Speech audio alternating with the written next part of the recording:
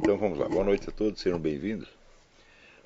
Hoje eu queria voltar a um tema que já foi tratado nessas aulas no começo, inclusive que foi em parte assunto do livro Filosofia e seu Inverso. Mas tratado de uma maneira que eu pretendo que fique muito mais claro do que antes e que perfile para vocês, vamos dizer, a diferença exata entre o que é uma abordagem filosófica de um assunto e o que é qualquer outra coisa. Então vamos partir da seguinte observação. Quando você percebe um objeto qualquer do mundo exterior, ou mesmo quando você percebe um estado interior seu, vamos dizer, este é um ato imediato que decididamente não é de criação sua, quer dizer, você não modifica o objeto. Também é característico que você, embora você apreenda algo do objeto, a sua aparência, a sua cor, a sua forma, etc., você não integra esse objeto em você. Então, vamos dizer que Aristóteles dizia que você apreende a forma inteligível do objeto apenas e não o próprio objeto. Mas como quer que se descreva este fenômeno, o fato é que você não produz o objeto. Tanto você não o produz que você não o pode modificar na percepção. Quer dizer, o que está diante de você está e não há nada que você possa fazer a esse respeito. O máximo que você pode fazer é fechar os olhos ou desviar a atenção daquilo. Quer dizer, você, de certo modo, tem algum poder sobre a presença ou ausência do objeto, mas não sobre a forma dele e sobre o conjunto de dados que você apreende nele. Ao contrário, quando você faz uma proposição, um juízo, quando você afirma alguma coisa, esta é uma coisa que foi inteiramente produzida por você. Você não recebe um juízo pronto do mundo. O juízo não é um ato de percepção de maneira alguma, tá certo? Aristóteles dizia que só existe verdade, só existe veracidade do juízo em diante, quer dizer, a partir do momento em que você afirma ou nega aquilo que você percebeu. Porém, esse afirmar ou negar, e esse é o ponto fundamental, ele nada acrescenta ao que você percebeu. Quer dizer, quando você percebe um objeto qualquer, sei lá, você olha um cachorro e você admite que aquilo é um cachorro, a hora que você admitiu, você absolutamente nada acrescentou ao objeto percebido. Quer dizer, aí são duas operações estritamente diferentes cuja diferença você pode tornar ainda mais nítida se você recordar aquele exercício do Narciso Irala entre os atos receptivos e os atos emissivos. Alguns alunos talvez não tenham assistido a esta aula, mas o exercício é o seguinte: você fecha os olhos e começa a tomar nota de todos os ruídos que você ouve em volta. Você vai ver que há mais ruídos, há mais sons no ambiente do que você estava prestando atenção antes, tá certo? Estes sons todos, eles vêm do ambiente e o máximo que você faz é registrá-los. Em seguida você contrasta esse exercício com um outro no qual você fecha os olhos e imagina um fundo preto. E daí você imagina um ponto branco. Do ponto branco você puxa uma reta, depois com um ângulo de 90 graus outra reta, com outro ângulo de 90 graus outra reta e outra reta, até formar, vamos dizer, um quadrado branco sobre o fundo preto. Você percebe claramente que esta é uma atividade construtiva, que você está criando aquela figura, tá certo? Exatamente ao contrário do que acontecia no primeiro exercício, onde todos os dados vinham do mundo exterior e você somente os registrava. Eu sugiro que faça esse exercício várias vezes, porque a confusão entre percepção e pensamento é uma doença crônica do pensamento ocidental, uma doença crônica da cultura contemporânea.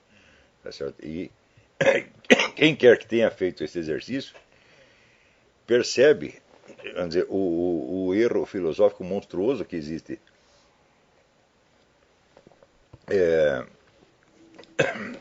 na ideia de que nós projetamos sobre o mundo exterior as formas a priori da nossa cognição. Tá certo? Então,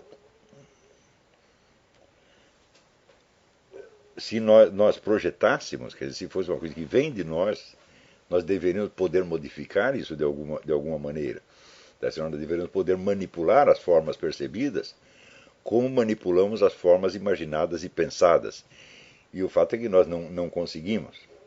Então,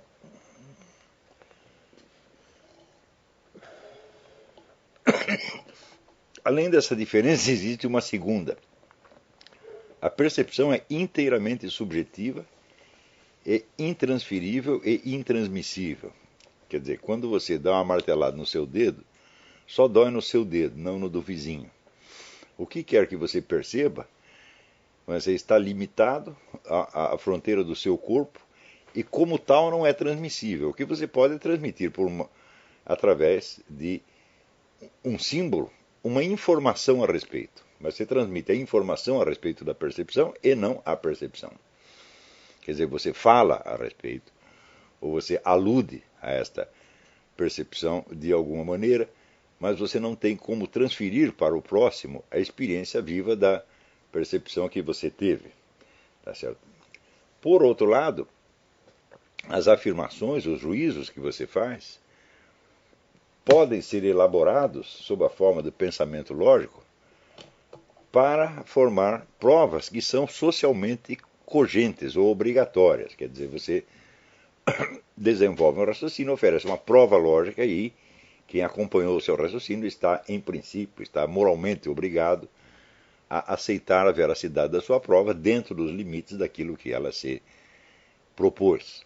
Porém, todo este conjunto de provas transmite apenas signos a respeito do que foi percebido e não a própria percepção.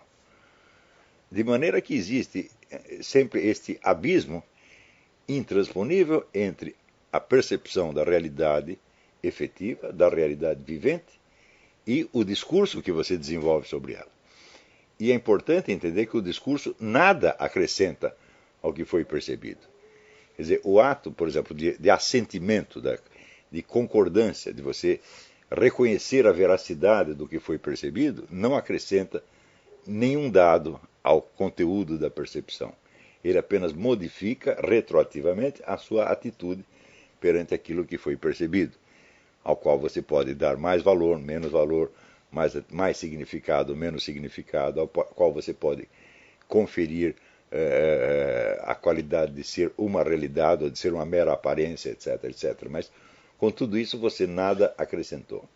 Isto aqui é a mesma coisa que dizer que aquilo do qual você toma conhecimento no objeto é absolutamente intransmissível. E tudo que nós podemos fazer é transmitir signos. O reconhecimento destes signos depende inteiramente de uma operação analógica que o seu interlocutor vai fazer. Quer dizer, ele vai se reportar a experiências análogas que ele teve e com estas experiências ele vai conferir, ele vai injetar um significado existencial naquilo que ele ouviu. Ou seja, seus juízos e proposições serão preenchidos de um conteúdo perceptivo que já não é o seu, que é o do seu interlocutor e que é apenas análogo ao seu. Nós todos sabemos que essa operação não tem sucesso garantido. Quer dizer, as recordações que o ouvinte pode evocar podem ser mais ou menos adequadas à compreensão daquilo que você disse. E às vezes, se a pessoa radicalmente não tem aquela experiência, o que você disse como expressão de uma realidade, como expressão de uma percepção, é ouvido pelo outro apenas como uma hipótese lógica. Aquilo que você diz que é, o indivíduo vai ouvir na clave do pode ser. Quer dizer, se não é uma proposição autocontraditória, quer dizer, uma proposição que faz sentido, então o indivíduo vai entender o sentido lógico da proposição, mas ele não vai apreender o conteúdo fático daquilo que você está transmitindo. Tá certo? Então, por exemplo, se você conta uma história a respeito de sofrimentos que você teve, por exemplo, quando estava doente, ou sei lá, alguma coisa, foi atropelado, qualquer coisa assim, A eficácia da sua narrativa depende inteiramente de que o interlocutor consinta em buscar na sua memória afetiva elementos análogos que lhe permitam identificar-se imaginariamente com o que você sofreu. Mas nada do sofrimento efetivo você está transmitindo para ele. Você não está fazendo com que o indivíduo sofra. Tá certo? Mesmo que ele sofra algo durante a narrativa, ele terá apenas um sofrimento moral, tá certo? Que reflete algo da analogia entre o que ele imagina e o que você sofreu. Né? Então, isto aqui nos coloca, vamos dizer, uma contradição permanente, absolutamente intransponível, que existe entre os nossos modos de conhecer. Porque aquilo que você percebeu do objeto, e que é o verdadeiro conteúdo do seu conhecimento, sendo intransmissível, tá certo? Exceto indiretamente e por signos, vamos dizer, não é participável. Aquilo é eternamente, vamos dizer, uma propriedade exclusivamente sua. Só você sabe daquilo. Quer dizer, você é a testemunha única daquilo que você percebeu. E isto é sempre assim, nas percepções mais simples. Isto é sempre assim e não tem como deixar de ser. Por outro lado, tudo aquilo de que você possa persuadir os outros mediante provas se constitui apenas de signos de objetos. E esses signos, por mais que você os elabore, eles nada acrescentam ao conteúdo do conhecimento. Isso é a mesma coisa que dizer que o conhecimento real do mundo é intransmissível. Só o que é transmissível são signos que aludem a ele e que terão de ser preenchidos com um novo conteúdo pelo próprio interlocutor. Então, a possibilidade de você transmitir diretamente experiência, só Deus pode. Deus pode fazer você sentir ou perceber alguma coisa sem ele falar com você. Aliás, ele está fazendo isso o tempo todo. Quer dizer, o mundo, nesse sentido, a presença do mundo, do universo, é, por assim dizer, a primeira revelação. Isso está nos sendo revelado o tempo todo. Tá certo? Mas este abismo que existe entre, quer dizer, o testemunho pessoal direto, entre a certeza pessoal direta e a prova socialmente cogente, este abismo não é transponível. Ou seja, tudo, vamos dizer, na participação dos outros no conhecimento que nós temos, tudo se baseia em duas coisas: na analogia e na confiança. Quer dizer, o indivíduo, o seu interlocutor, consente em tentar imaginar as coisas do jeito que você as descreveu. Se ele não consentir, não há absolutamente nada que você possa fazer. Não é certo? No entanto, a estrutura da prova em si mesma, ela conserva toda a sua autoridade, toda a sua obrigatoriedade, toda a sua cogência. Quer dizer, uma prova lógica perfeita, ela não pode ser, não tem como ser impugnada. O máximo que o sujeito pode fazer é não querer prestar atenção nela. Então, todos aqueles conhecimentos que têm autoridade pública, que têm cogência sobre o poder de cogência sobre a coletividade humana, não refletem diretamente nenhum conhecimento. São apenas signos que aludem ao conhecimento. E, por outro lado, tudo aquilo que é conhecimento efetivo, direto, do qual você pode ter aquela certeza pessoal imediata, é intransmissível. Não é certo? Então, se os filósofos lembrassem disso, não é certo? Provavelmente a extensão das suas doutrinas seria bastante diminuída, porque o conjunto daquilo que nós podemos falar a respeito realmente muito limitado, e o nosso poder de provar o que quer que seja está limitado por essas duas balizas. Ou eu tenho uma certeza pessoal direta, ou eu tenho uma prova publicamente cogente que não diz respeito ao conhecimento diretamente e que tem que ser preenchida pela boa vontade do interlocutor, tá certo? Ora, dessas duas modalidades de atividade cognitiva, se bem que uma delas, nós podemos dizer que não é cognitiva de maneira alguma, que só a primeira, a percepção direta, tem poder cognitivo, dessas duas derivam duas atitudes diferentes que você pode ter perante o conhecimento e duas formas completamente diferentes de responsabilidade que você pode assumir pelo seu conhecimento. Vamos chamar de responsabilidade cognitiva ou responsabilidade intelectual, se você quiser. Tá certo? Por um lado, você tem a responsabilidade da testemunha direta, quer dizer, daquele que viu e daquele que teve o objeto na sua percepção e que sabe perfeitamente do que se trata, quer dizer, que tem a recordação direta do que se passou, sabendo que ele não vai poder provar isto. E por outro lado, você tem um tipo de responsabilidade que é baseado na integridade lógica, na integridade do discurso, né? Que é a honestidade que você tem na condução de uma demonstração lógica. Porém, este conjunto de demonstrações lógicas, ele não traz em si nenhum conteúdo de conhecimento. O conteúdo de conhecimento foi inteiramente dado pela experiência direta. E a experiência direta não está presente na prova lógica jamais. Tá certo? Ora, você vê que a primeira prova, primeira forma de evidência ou de certeza que você tem é estritamente pessoal. E a segunda modalidade de certeza é a confiabilidade coletiva da demonstração lógica. Tá certo?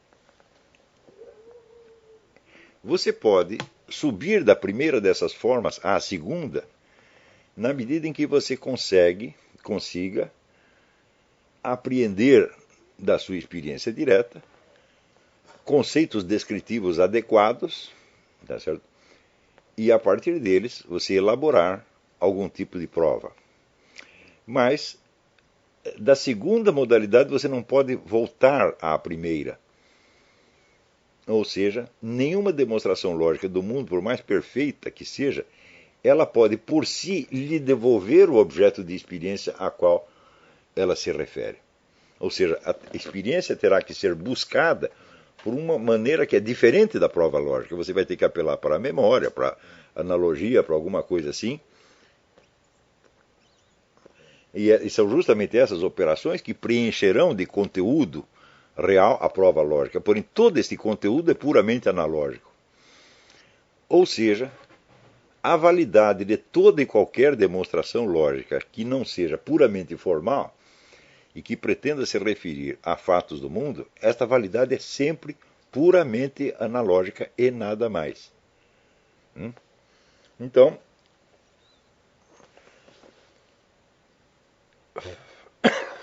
isso quer dizer que dessas duas atitudes, dessas duas formas diferentes de responsabilidade que você pode assumir sobre o conhecimento, aparecem diferentes formas de atividade de criação cultural, por assim dizer. Por um lado, existe o esforço de você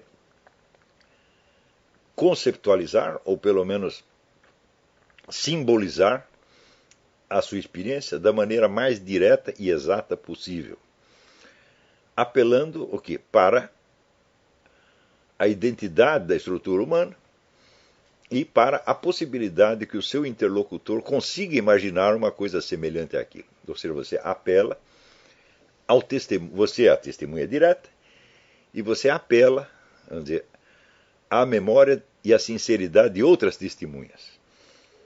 Na base do digam vocês se as coisas não se passam realmente assim. É claro que existem limites para isso, tá certo? Também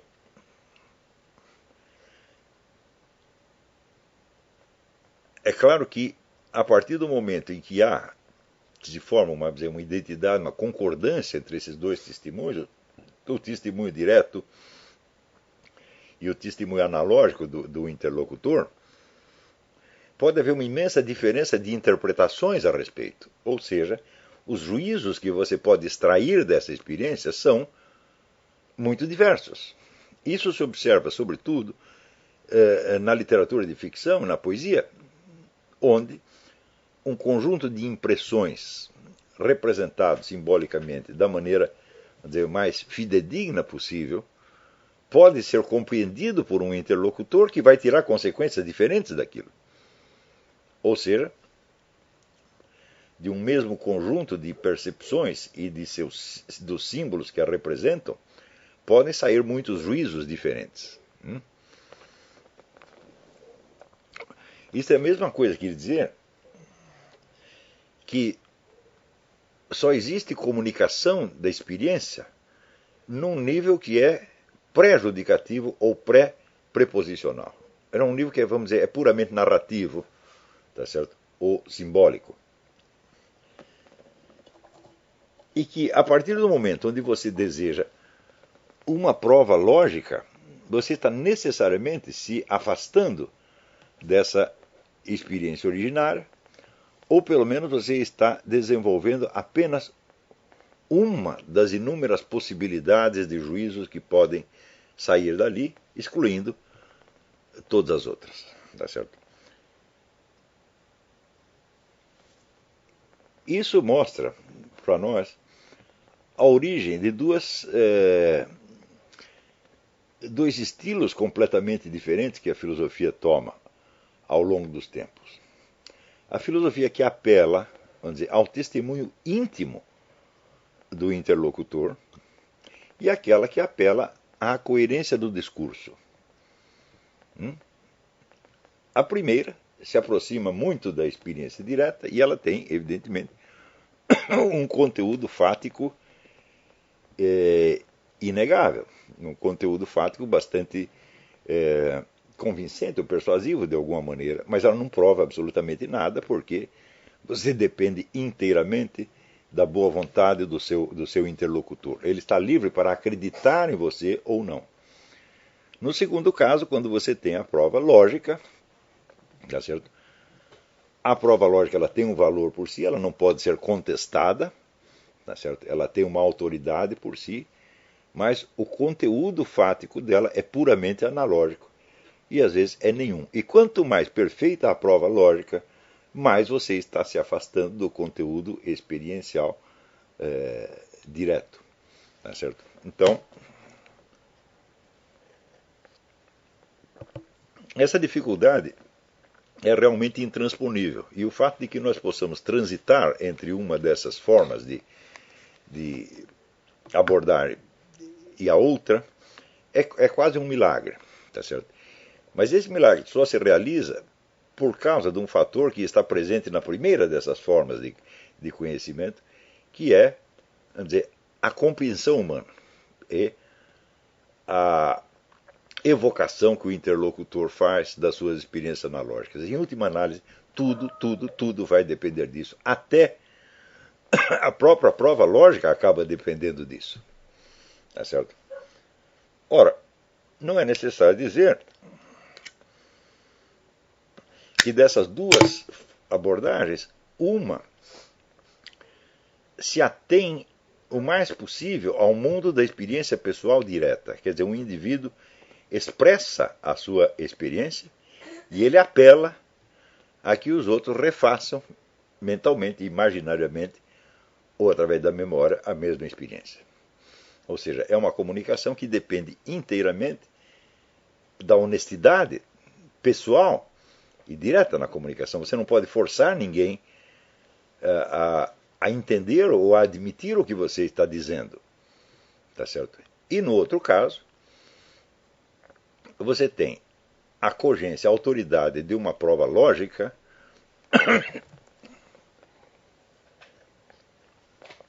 que vale por si pelo poder da sua perfeição formal. mas cujo coeficiente de realidade, em última análise, vai continuar dependendo do primeiro tipo de comunicação. Quer dizer, a analogia, a compreensão do interlocutor, etc., você nunca vai poder escapar disto. Tá certo? Porém,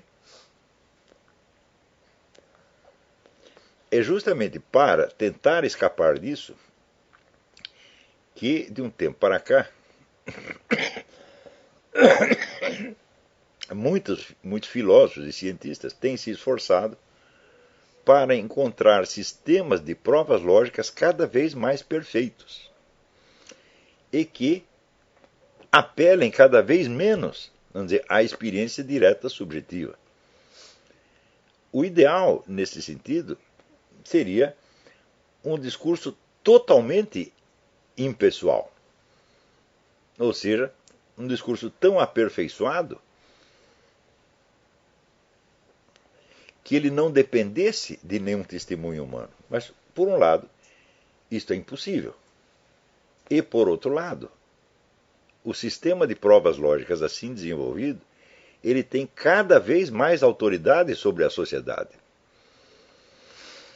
E o ideal nesse sentido é o sistema de provas que possa ser totalmente impessoal, que possa ser totalmente processado por um computador e impor as suas conclusões universalmente. Não é isso? Então, é claro que o coeficiente de realidade daquilo que está sendo dito vai sempre remeter à experiência pessoal direta. Direta ou analógica. Tá certo? Porém, a cogência, a autoridade, depende única e exclusivamente da perfeição da prova lógica. E essas duas coisas vão em sentido exatamente oposto. Tá certo? A ideia mesma, vamos dizer, de uma ciência universalmente válida e que se imponha, vamos dizer, a todos os seres humanos por igual, é, nesse sentido, uma ideia absolutamente utópica. Porque se o coeficiente de realidade é sempre a experiência pessoal, se nós abolimos a experiência pessoal, nós podemos provar mil e uma coisas, mas essas coisas não serão reais para nós. Serão apenas formas lógicas ou formas hipotéticas. Tá certo? Então, isso quer dizer que, em princípio, não há nenhuma ciência, não há e não pode haver nenhuma ciência, nenhum conhecimento efetivo que prescinda do testemunho pessoal. E, em última análise, todo o conhecimento, toda a ciência, todo o universo da cultura dependerá desse fator absolutamente incontrolável, que é o ouvinte sincero e honesto que consinta em evocar as suas experiências. Se o sujeito não quiser fazer isso, não há nada que possa obrigá-lo. Então isso quer dizer que só é possível o desenvolvimento do conhecimento e da ciência onde haja uma atmosfera de confiança razoável. Confiança razoável que não pode ser imposta por meio de nenhuma prova lógica, porque a prova lógica é que vai depender dela e não ao contrário. Então, esse elemento irredutível de experiência pessoal é o que leva ao desespero as pessoas que desejariam criar uma ciência universalmente válida e universalmente cogente, que é, nós sabemos, vamos dizer, um sonho da modernidade desde os primeiros filósofos do racionalismo clássico, como Descartes e Spinoza. Essa era a ideia de Descartes e Spinoza, e em parte também a de Leibniz. Ou seja, nós vamos criar uma ciência universal tão perfeita e tão completa que ninguém poderá dizer não. E uma ciência que, em princípio, possa ser codificada de maneira impessoal e quase sobre-humana. Então, não é preciso dizer os progressos imensos que houve nas matemáticas e na lógica, tá certo? E, vamos dizer, a perfeição quase alucinante dos meios de prova lógica que existe hoje. No entanto, quanto mais eles progridem, Você vê, primeiro, este conjunto de provas lógicas não tem nenhum conteúdo de realidade. O conteúdo de realidade só será dado pelo ouvinte humano real a quem aquilo se dirige. E que sempre tem a liberdade de recusar o seu testemunho. Tá certo? Não necessariamente por desonestidade. Quer dizer, o indivíduo pode sempre dizer: a minha experiência não é assim. Não foi assim que eu percebi, não foi assim que eu senti. Isto pode acontecer, primeiro, pelo fator desonestidade, quer dizer, o indivíduo não quer concordar. Né? Mas pode acontecer também por uma deficiência de linguagem, da linguagem humana.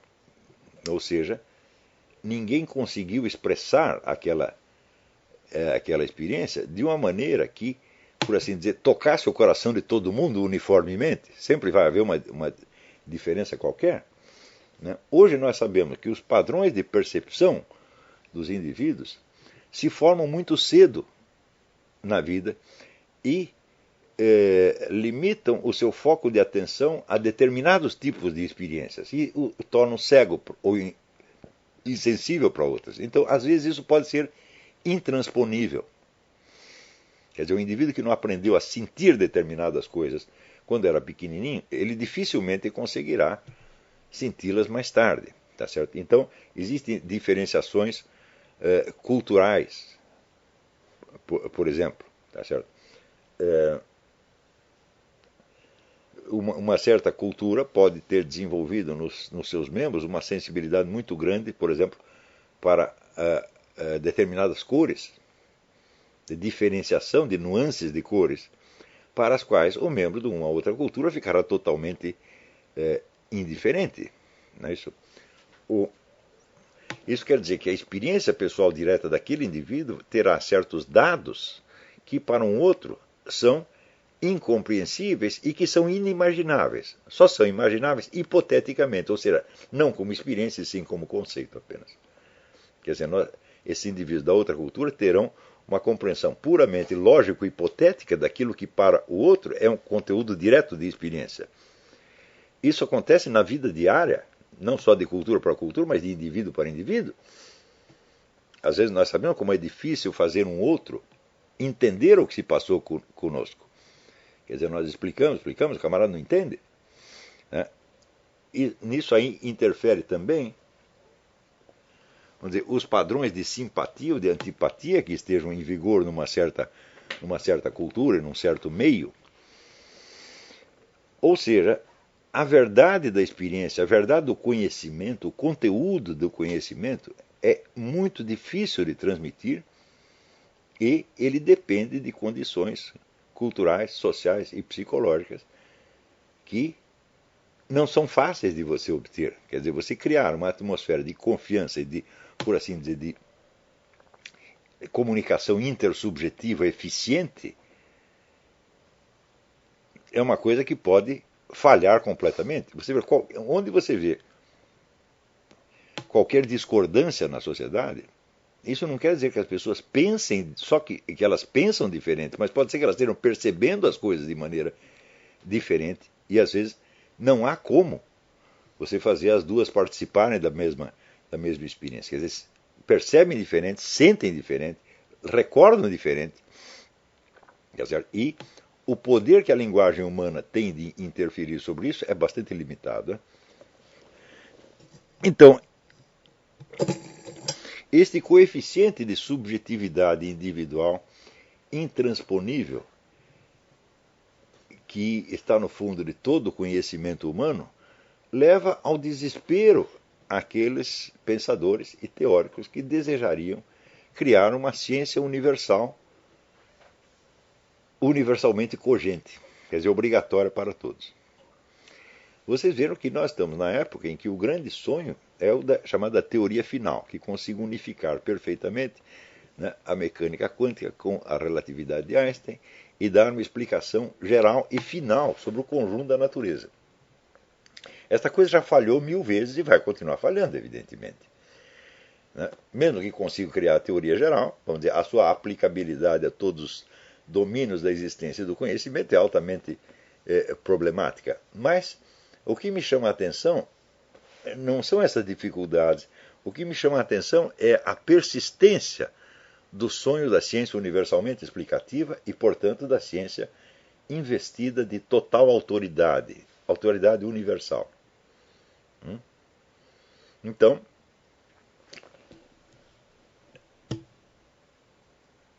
no último programa Throat Speak, eu li rapidamente um artigo que eu havia escrito, mas que lê-lo no programa não é muito adequado. O mais certo seria... Aquilo é um material que serve mais para esta aula do que para o programa Throat Speak. Então, que eu vou voltar a ler, como no programa eu li rapidamente. Então, eu vou ler aqui novamente comentando. O artigo diz o seguinte: a prova lógica perfeita independe das paixões e veleidades humanas. Independe de testemunhas. Independe até da existência de seres humanos. Ou seja, a hora que você encontrou, por exemplo, uma fórmula matemática que exprime, né, leis universais da natureza, então essas fórmulas continuariam válidas mesmo que não existisse nenhum ser humano para confirmá-las ou para conhecê-las. Quer dizer, supõe-se que essas leis são eternas e imutáveis, não dependem do testemunho humano e também não dependem da simples presença do ser humano. Então, eu digo aqui, impõe-se com a impessoalidade dos terremotos e dos ciclos planetários, que são coisas que não dependem absolutamente do ser humano. Tá certo? Mas eu usei esta imagem e em seguida corrigi a imagem. Dizendo que terremotos e ciclos planetários são, na escala do universo, acontecimentos limitados. Ao passo que a validade da prova lógica perfeita não está limitada por absolutamente nada. Ela é universal, eterna e absoluta. Como, vamos dizer, uma equação matemática. Se você disser que 1 mais 1 igual a 2, bom, isso já era assim antes de existir qualquer ser humano e antes de existir qualquer coisa, antes de existir qualquer objeto, tá certo? 1 mais 1 já era 2. Então, infinitamente acima deles, quer dizer, desses acontecimentos limitados, a prova lógica perfeita impõe-se com a autoridade absoluta da vontade divina. Nós falamos vontade divina porque é aquela vontade que preexiste à própria existência do mundo. Quer dizer,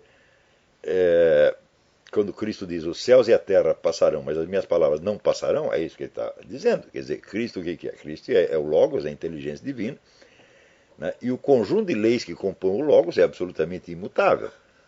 Tá certo?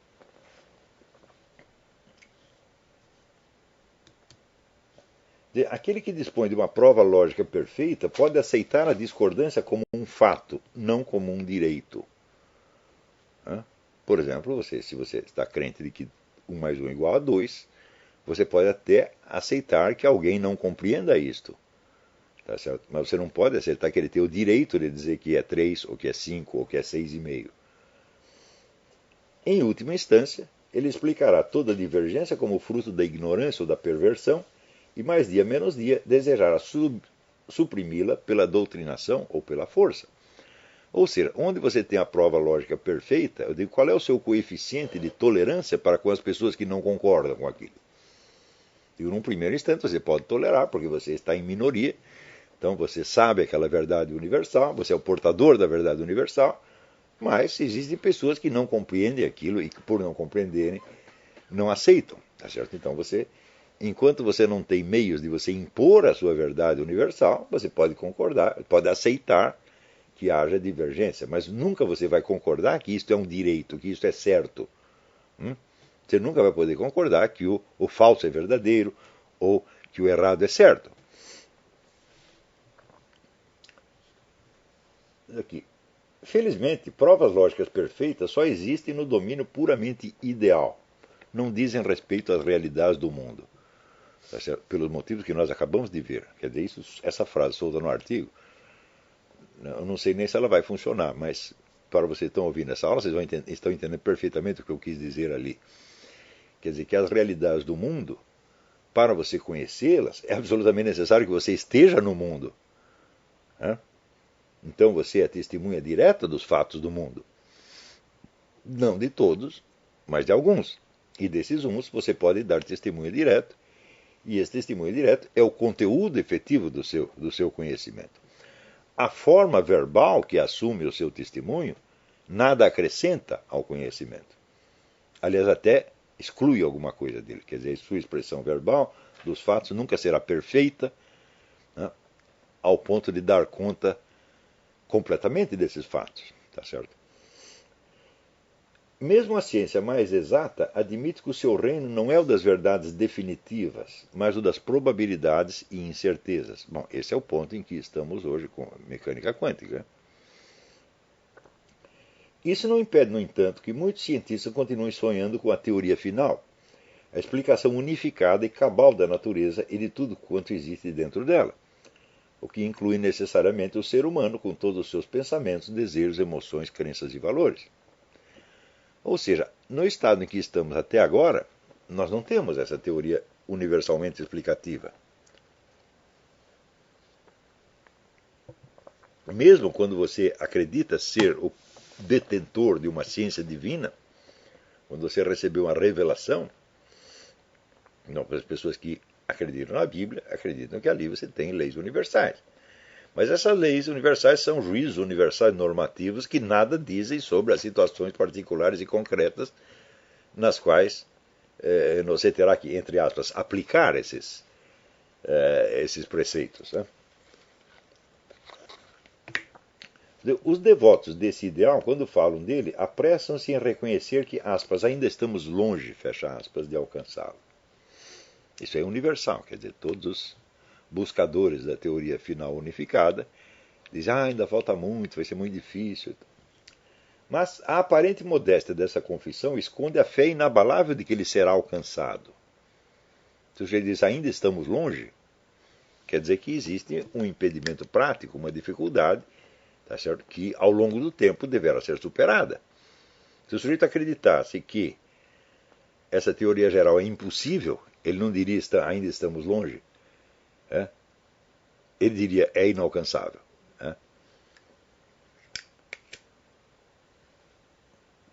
Inclui também o esquecimento de que no passado houve quem acreditasse piamente já tê-lo alcançado, já possuir, ao menos em linhas gerais, os princípios fundantes da natureza inteira, e estar capacitado, portanto, a aplicá-los a todos os domínios do conhecimento e da ação, modelando por eles a sociedade, as leis, a cultura, a educação e a mente humana. Você veja que quem quer que disponha de um princípio geral que, no seu entender, está suficientemente provado e confirmado,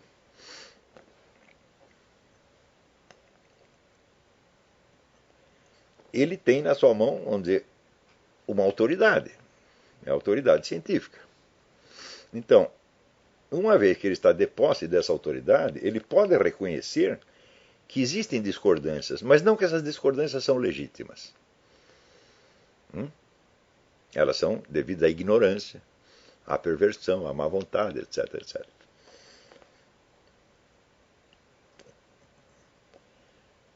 Em nenhum desses casos, a fundamentação chegava ao nível de uma prova lógica perfeita. Incluía sempre alguns pressupostos não provados, às vezes incongruentes ou incompreensíveis. Mas, em todo caso, comparada com o restante das opiniões em circulação, a teoria geral parecia ser o que mais se aproximava de uma prova lógica perfeita, tornando difícil aos seus porta-vozes resistir à tentação de arrogar-se a autoridade ilimitada de um mandamento divino, sufocando toda a oposição como irracional e anticientífica. Isso aconteceu pelo menos 3 vezes na história. A primeira foi quando Sir Isaac Newton, tendo obtido sucesso em deduzir de princípios mecânicos alguns fenômenos da natureza, fez votos de que em breve se pudesse explicar pelos mesmos princípios todos os demais fenômenos. Ele diz isso no prefácio, né, do seu livro Princípio Matemático da Filosofia Natural. Ele diz, olha, eu consegui, por esses princípios mecânicos, explicar isso, mais isso, mais isso, mais isso. Mas eu espero que em breve seja possível explicar por esses mesmos princípios todos os fenômenos da natureza. O desenvolvimento posterior das ciências mostrou que o sonho era impossível, porque Isaac Newton acreditava que tudo no mundo era composto de certas partículas, as partículas eram coeridas umas às outras por certas forças. Tá certo? A continuação das investigações demonstrou que o negócio era infinitamente mais complicado do que isso e de que aqueles princípios mecânicos de Newton se aplicavam a um pedaço pequeno da realidade, mas que precisava outros princípios para explicar o resto. Mas no século XVIII, à medida que o prestígio de Sir Isaac se espalhava pela Europa, esse sonho foi tomado como realidade consumada, ou seja, aquilo que Newton disse que em breve poderia acontecer ou deveria acontecer, foi tomado como se já tivesse acontecido, ou seja, nós já temos a explicação mecânica de tudo. E se consagrou em doutrina obrigatória sob o nome de mecanicismo. Logo, o mecanicismo transfigurou-se em projeto de reforma social e começou a cortar cabeças, inclusive de alguns mecanicistas insatisfeitos com as consequências políticas da doutrina. Todo mundo sabe que alguns cientistas, né, que seguiam a doutrina de Newton foram sacrificados pela Revolução Francesa, em nome dos mesmos princípios mecanicistas. Né?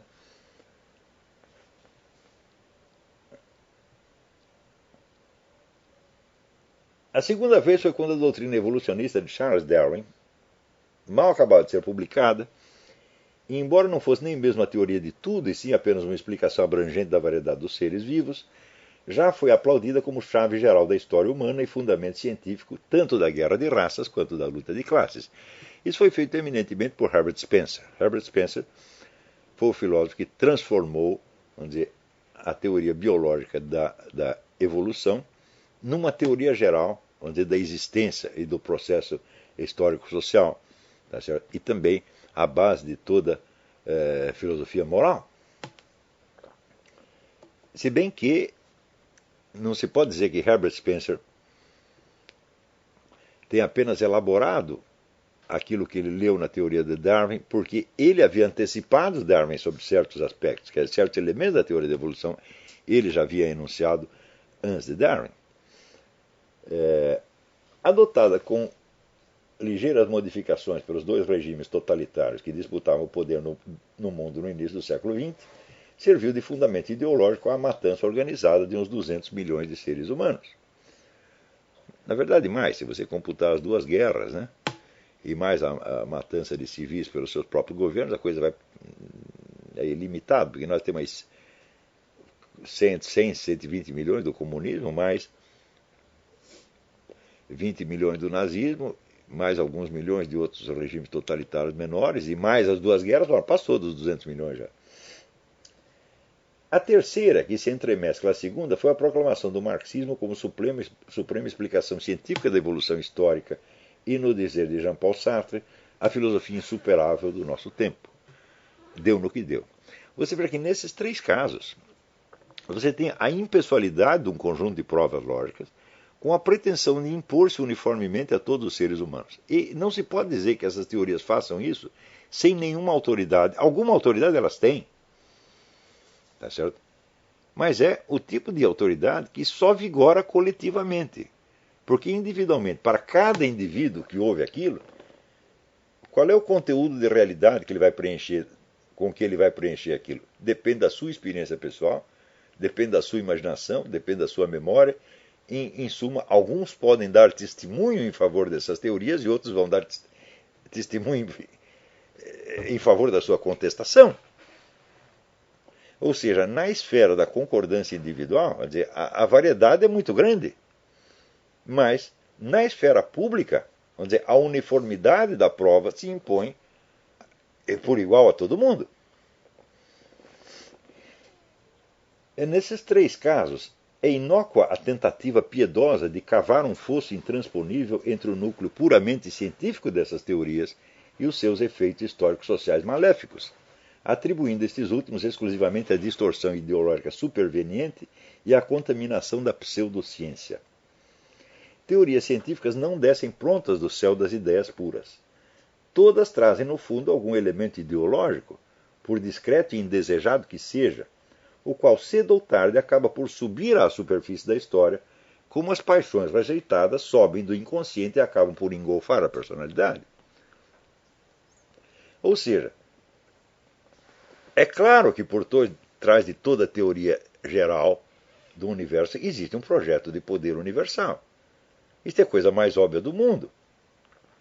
Eu sei que se hoje em dia você diz isso para um professor de física do ginásio, ou para os lógicos da lista lógicos do Brasil, eles vão ficar indignados, vão dizer, não, mas isso não tem nada a ver com o aspecto científico da teoria de Newton ou da teoria de Darwin.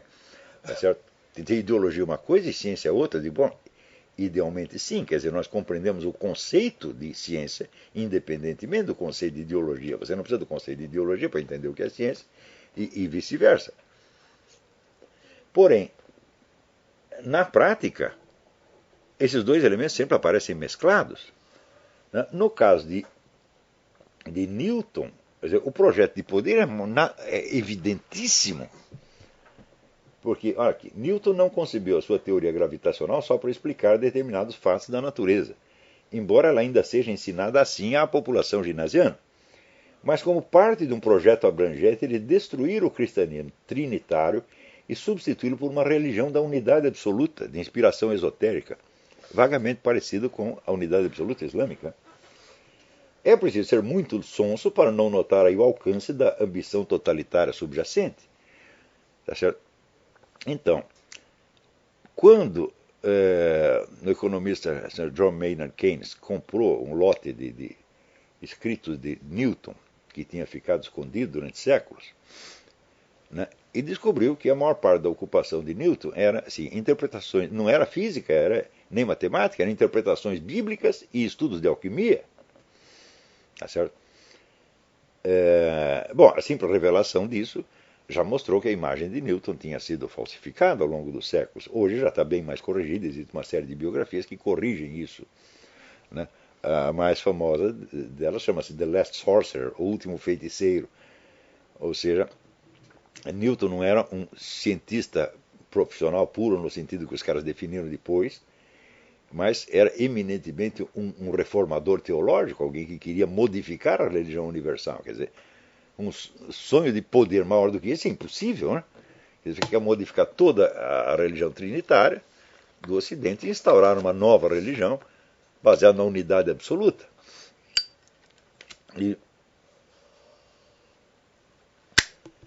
Então, em que medida este objetivo se filtrou para dentro da própria estrutura lógica da teoria de Newton?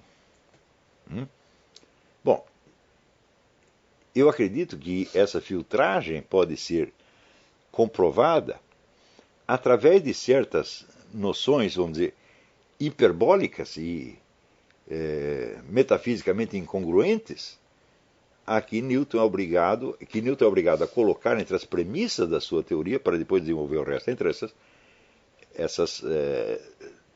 esses conceitos existe o conceito do tempo absoluto, quer dizer, que é o transcurso de tempo sem fatos dentro, quer dizer, o tempo puro, e o espaço absoluto, quer dizer, o espaço sem coisas dentro.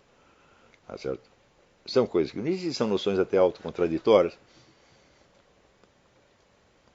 Ou seja, você tem um coeficiente de irracionalidade na base de uma construção racional enorme, bonita e que funciona, que corresponde a um conjunto de fenômenos. Quer dizer, corresponde àquele conjunto de fenômenos. Tá certo? Mas em que medida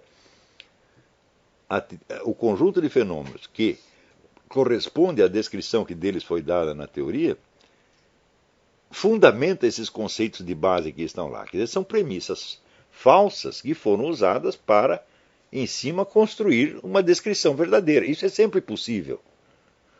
Né? Então,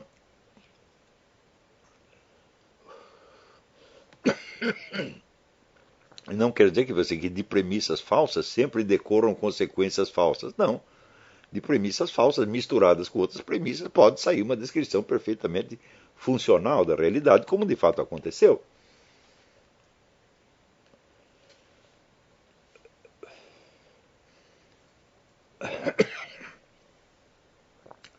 Agora, o importante é vocês perceberem o seguinte, que quando a orientação da inteligência sempre vai unilateralmente no sentido da prova lógica, tá certo? E não da expressão direta da experiência, o que você está buscando é uma autoridade coletiva. Ou seja, um discurso com o qual todos tenham que se conformar, tá certo? Uniformemente. E é evidente que, neste caso, quer dizer, a autoridade do indivíduo vai se fundar no prestígio e no poder de uma coletividade de estudiosos que o aprovam. Ou seja, tem um discurso uniforme, toda aquela coletividade aprova aquilo. O outro tipo de conhecimento, quer dizer, ele não tem autoridade nenhuma, mas ele tem uma persuasividade direta muito maior na medida em que apela para o testemunho de seres humanos reais. Se você observar direitinho os diálogos de Platão, você verá que Sócrates está sempre apelando para a autoridade do testemunho pessoal direto contra a autoridade de um discurso coletivo. Quando você vê que no século XX toda uma imensa escola de pensamento concentrou seus esforços exclusivamente, né, no lado da prova lógica, né, e adquiriu uma autoridade imensa nas universidades anglo-americanas, né, certo? Ao ponto de constituir quase que uma ortodoxia, e que no meio anglo-americano é exatamente esta atividade que leva o nome de filosofia. E qualquer coisa que seja divergente, eles não sabem onde classificar. Ou então vão colocar no domínio literário, ou coisa assim. Você vê que as posições se inverteram. O que hoje se chama de filosofia, em grande parte do mundo, é exatamente o contrário do que Sócrates fazia.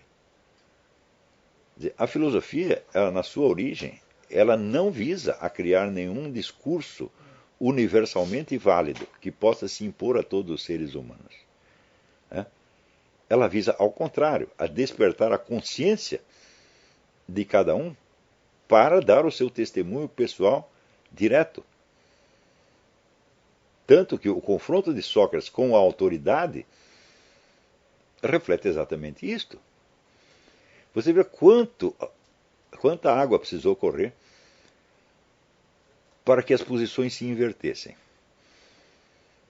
E para que o nome de filosofia fosse dado precisamente à antifilosofia. E para que esta antifilosofia adquirisse uma autoridade totalmente indevida, porque é baseada no esquecimento ou na omissão proposital do fato de que este imenso conjunto de provas lógicas só adquire algum conteúdo de realidade mediante o testemunho individual. Ou seja, o ser humano ele vive na incerteza, tá certo? E ele pode adquirir apenas, vamos dizer, uma certeza razoável, nunca a certeza final, porque em última análise tudo dependerá de um fator totalmente subjetivo, que é a confiabilidade do testemunho. Isto se verifica dentro da própria dialética da investigação científica. Aí vocês se reportem ao livro do Theodore Porter, Trust in Numbers, a confiança em números, né? E nos livros do Harry Collins, onde ele contesta a possibilidade da reprodução exata de qualquer experimento que seja, e mostra que, em última instância, a confiabilidade do experimento depende da confiabilidade do técnico que operou os instrumentos. Então, seria ótimo se, na cabeça de alguns, seria ótimo se nós pudéssemos nos garantir contra todos os outros seres humanos. Ou seja, nós pudéssemos nos tornar independentes do testemunho e da concordância deles e da confiança deles.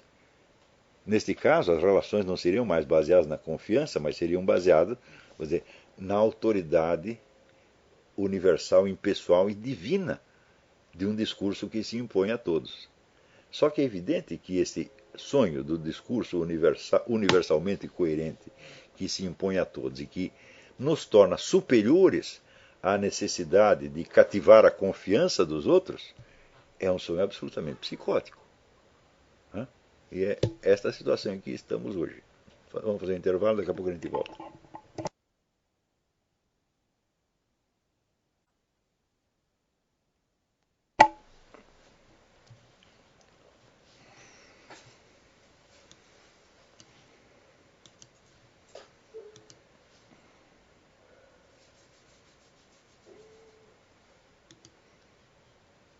Então, temos aqui várias perguntas. Em primeiro lugar, diz aqui o Lucas Félix. Antes de mais nada, agradeço ao senhor e à equipe do Seminário de Filosofia pelo belo serviço que tem prestado a todos nós. Devo muito a vocês e ao seu trabalho, que em vários momentos me auxiliou imensamente a encontrar uma via integrativa em situações de disruptividade extrema. Envio este e-mail pensando na menção que o senhor fez aos trechos do livro Linguistique et Culture Nouvelle, escrito por Philippe Rivière e Laurent Danchamp, em que os autores tratam do surgimento de uma nova cultura oposta à anterior. Pois é, se já na década de 70 a coisa seguia perigosa, hoje essa nova cultura acabou por suprimir quase que totalmente a tradicional no que diz respeito à rotina do brasileiro médio. Esse Rivière e Danchamp falavam de uma cultura antiga que constituía de educação clássica, filosofia.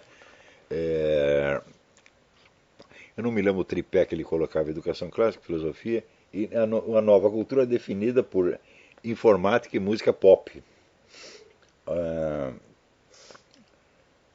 Um dos elementos mais profundos e diretamente afetados por isso foi a música. O senhor mesmo já mencionou em várias ocasiões o impacto que ela tem no intelecto humano e no aprimoramento deste, de modo que a decadência da cultura musical é causa de efeitos tremendamente nefastos. Existe um médico vietnamita que mora em Paris, que escreveu vários livros importantes sobre isto. Eu não consigo lembrar o nome do homem, é um nome complicadíssimo. O livro chama-se Musique, Intelligence et Personnalité. Se procurem por esse título, vocês vão achar. Ele mostra que esse tipo de música que o pessoal está tocando hoje tem efeitos neurológicos absolutamente devastadores. Quer dizer, quando ele fala de estupidificação, isso não é figura de linguagem, não. Isso é uma coisa séria. Como é o caso de outros elementos dessa nova cultura, seu elemento musical foi e continua a ser imposto, não se pode fugir. Temos a moça no ônibus ouvindo um funk no celular, o carro parado à frente da sua casa, o vizinho ouvindo música vendo TV. Quem ainda não pôde desenvolver uma autoridade bastante para aliar-se a tais estímulos acaba sofrendo como um incômodo, que em virtude da repetição torna-se aos poucos uma verdadeira castração interna. Você tem toda a razão, Lucas, o negócio é gravíssimo. Porém é o seguinte, para a gente se livrar disto, é uma vida. Isso nunca vai livrar completamente, não. Nós todos estamos contaminados dessa porcaria.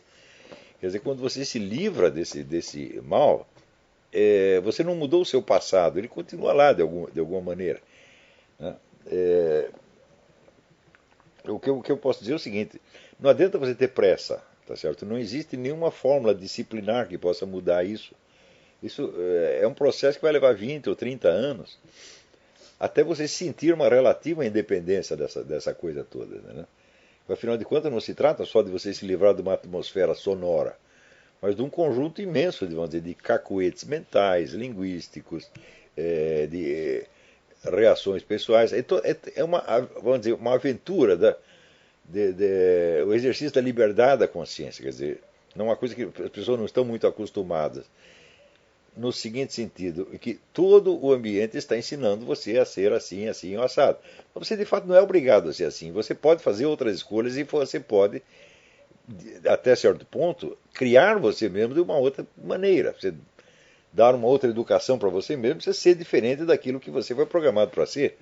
Nada pode impedir isso, mas também nada vai facilitar esse serviço. É claro que se nós tivéssemos uma rede inteira de pessoas conscientes disso e tentando ajudar nessa coisa, seria bem mais fácil, mas infelizmente aqui nos Estados Unidos nós temos. Mas no Brasil não tem nada.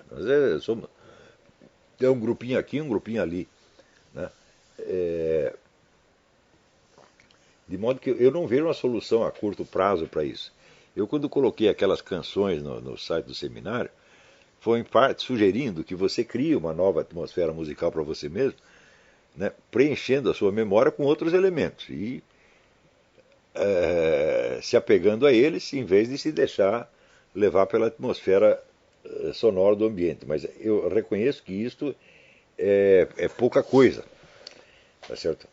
Deve haver no meio de vocês alguém que seja um musicólogo ou um especialista na área de alguma maneira, e que, se ler esse livro desse médico vietnamita, talvez nos dê alguma ideia. Este é um dos trabalhos que eu gostaria de sugerir para a segunda fase. Né? Quer dizer, o que é o ambiente sonoro brasileiro e qual é o tipo de devastação mental que ele faz. Eu acho que é preciso haver um estudo sobre isso, sem você estudar seriamente o ponto em que a coisa chegou. não vai ser possível inventar nenhuma técnica defensiva, mas ela tem que ser inventada de algum modo.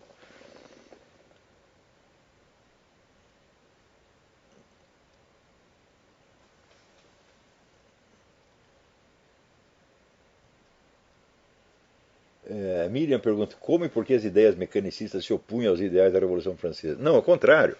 A Revolução Francesa foi toda feita na base, vamos dizer, da ilusão mecanicista de que a sociedade era composta, vamos dizer, átomos humanos juntados por certas forças. Quer dizer, a concepção puramente newtoniana, que pegaram através do livro do Voltaire, Elementos da Filosofia de Newton.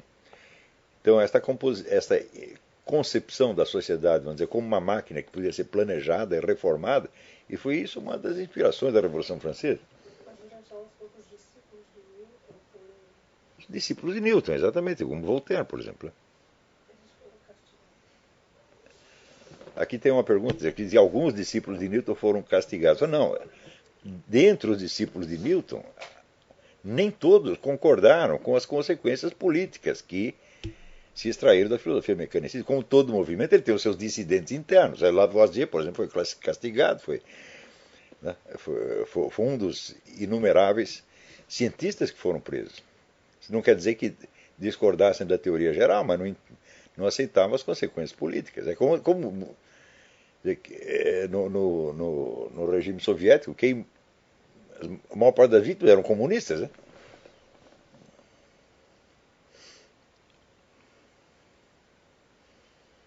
Aqui, Ricardo Lopes, eu vou abreviar, vou ler só a última parte da pergunta.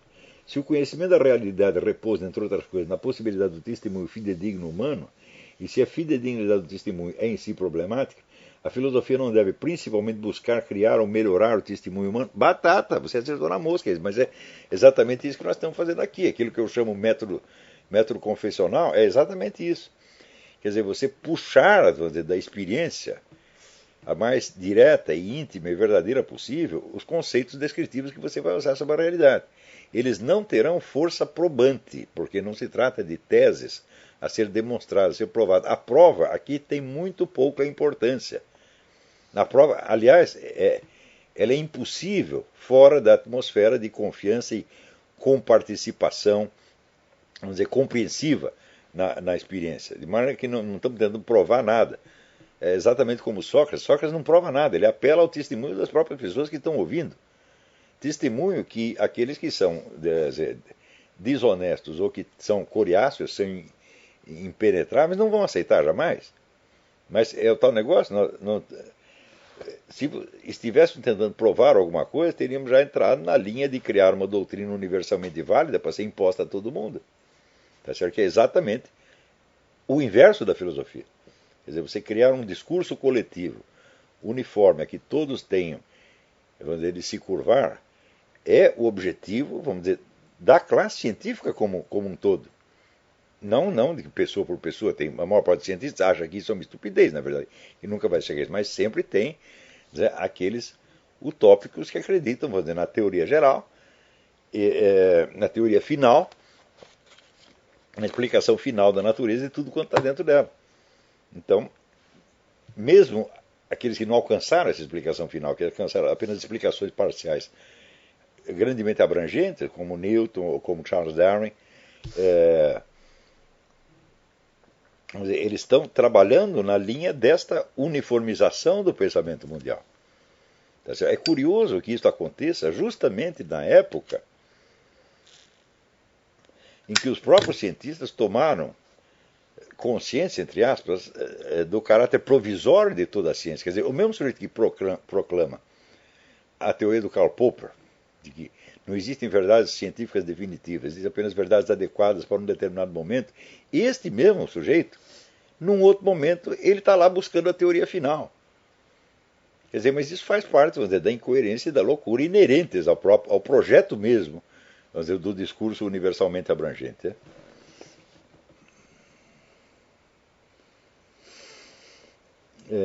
Emilson José Bento pergunta: considerando o exposto nessa aula sobre os limites da transmissão do conhecimento e as possibilidades da analogia do instrumental lógico, gostaria de ouvir o professor falar sobre a separação entre langue e parole, língua e fala, feita por Saussure.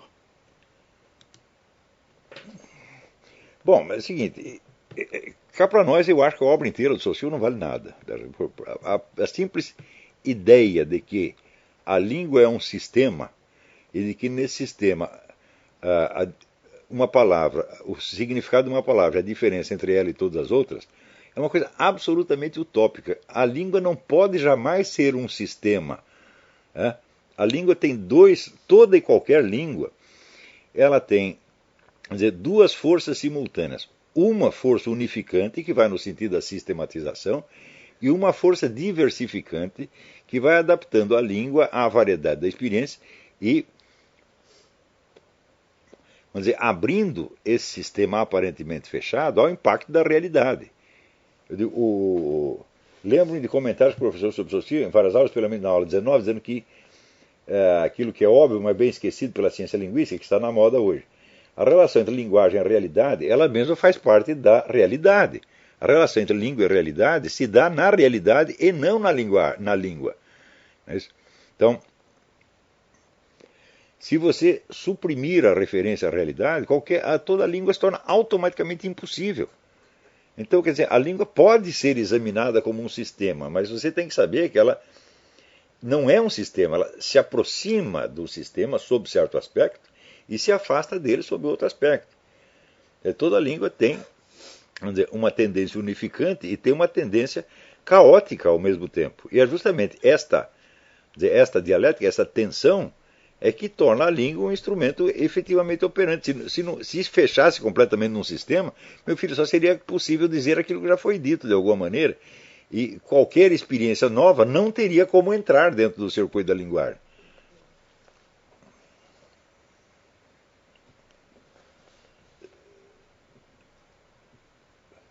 Bom, eu acho que aqui alguém me pede para colocar em circulação aqueles diagramas que eu disse que antigamente eu costumava distribuir aos alunos. Eu vou fazer isto.